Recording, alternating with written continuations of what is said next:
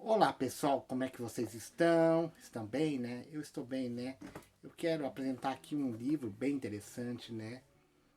De um escritor chamado Alistair McGrath, chamado Conversando com C.S. Lewis, né? Eu terminei de ler esse livro e eu achei muito interessante falar, né? Ele cria, né, uma espécie de como seria possível ter uma conversa com C.S. Lewis, né? Um diálogo, né? Como se fosse um almoço, né? Tratando de várias das questões do ateísmo na juventude, né? Porque para quem não sabe, C.S. Lewis ele foi um ateu convicto durante a sua juventude, né? Ele perdeu a mãe, né? Lá em agosto do ano de 1908, se eu não me engano, 1908, né? Isso deixou ele um pouco desesperançado, né? Ele fala de muitas coisas, do sentido da vida, o que é Deus, né? E tem alguns pontos interessantes, né? O livro, ele começa, né, falando sobre o panorama da obra do C.S. Lewis e o significado da vida, né? Que ele fala, o autor começa falando que C.S. Lewis é considerado um dos maiores escritores do século XX, né? E que os filmes não, eles são um resumo da maior obra de C.S. Lewis, que foi As Crônicas de Nárnia, né? Para quem teve a oportunidade de ler ou assistir os filmes, né? E ele é lembrado por esses livros, né?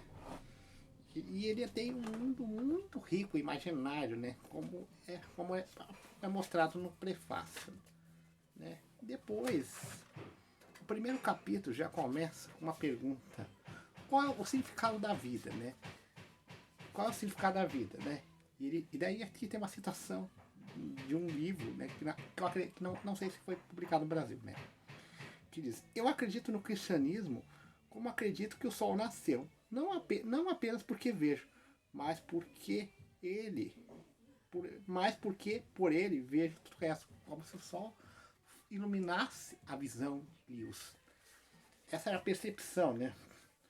Ele começa a falar das dúvidas do racionalismo dele, né? Que como ateu, ele achava o mundo do ateísmo meio sem graça, meio fora da realidade das coisas, né?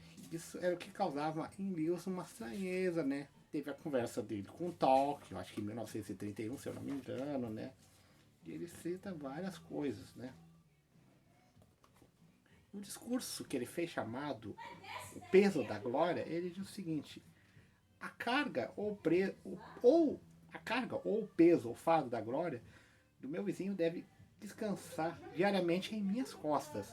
Não existe pessoas comuns. Você nunca falou com um simples mortal. Nações, culturas, arte, civilização, tudo isso é mortal. É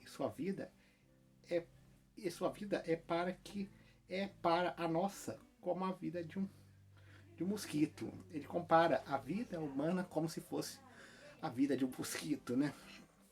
Ele fala, e ele também fala assim: nossa caridade deve ser um amor real e custoso, com um profundo sentimento pelos pecados, apesar de amarmos o pecador.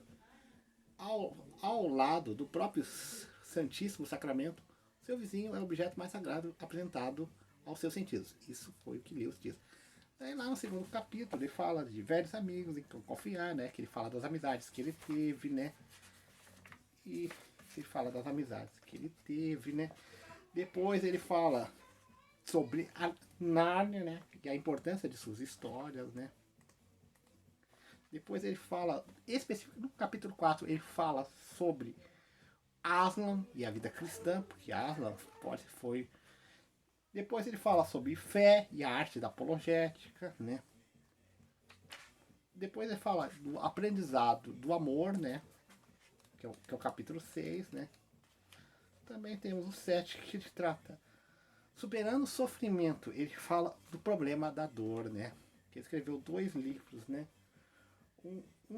Um deles ele escreveu quando perdeu a esposa, que é chamado Anatomia de uma Dor, o luto de uma observação, que ele escreveu de uma maneira, assim, dizer, de uma maneira, quando ele perdeu a esposa, ele escreveu com um pseudônimo, e esse é um dos livros que falou da dor. E por último, ele fala sobre a esperança, sobre o paraíso, né? Esse livro eu acho que todos deveriam ler, né? E após eu ler, é interessante que comece a aprofundar na obra de C.S. Lewis, tá bom? Tá? E para finalizar, se inscreva no canal, cutuca no sininho, né? E você receberá todas as notificações, né? Que a partir do dia 5 de abril passará a ser segundas, quartas, sexta e sábado, tá bom? Um abraço a todos e até mais.